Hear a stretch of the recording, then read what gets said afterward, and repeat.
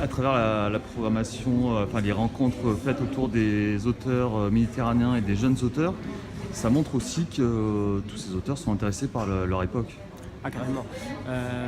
Une manifestation littéraire, elle a le choix. Soit elle est là pour ne mettre en avant que ceux qui sont déjà en avant toute l'année à travers les grands médias, à travers les remises de prix, soit elle décide de faire une programmation qui est ouverte aux jeunes créateurs, aux jeunes auteurs, aux nouvelles maisons d'édition, aux formes actuelles de la création littéraire.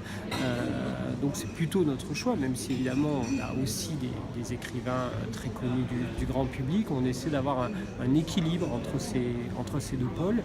Et cette année, on a vraiment une édition qui est peuplée de jeunes écrivains entre 18-19 ans pour certains et 35-40 ans, mais ça reste de jeunes auteurs.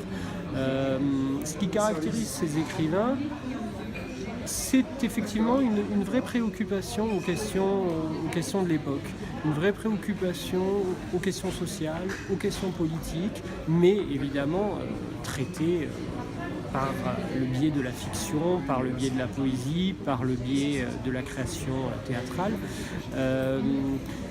Des écrivains qui rompent d'une certaine manière avec un certain nombrilisme qui a longtemps été reproché à la création littéraire française. Peut-être une des explications est-elle à trouver dans le fait que de nombreux jeunes écrivains sont aussi des écrivains plus ou moins venus d'ailleurs. Je pense à Lizamir, le Comorien, je pense à Eliza Gorgieva, qui est née en Bulgarie, qui a connu dans son enfance les toutes fins du régime communiste et le début de la libéralisation de son pays. Je pense également à un russe comme Dimitri Bornikov, qui a une œuvre en russe et qui, depuis 2 romans, a fait le choix de prendre la langue française comme matériau d'expression littéraire.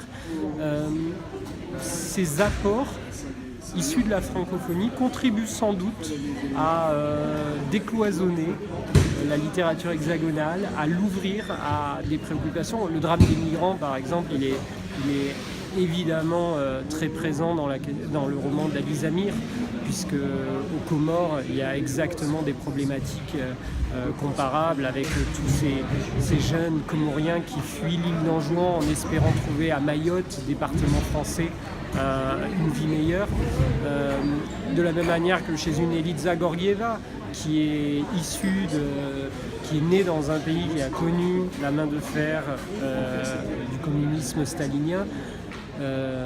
Les questions démocratiques, les questions de libertés individuelles, mais aussi les questions de solidarité sont évidemment extrêmement prégnantes. Et donc c'est peut-être ça la qualité de cette édition, c'est de donner une voix à toutes ces nouvelles formes de littérature.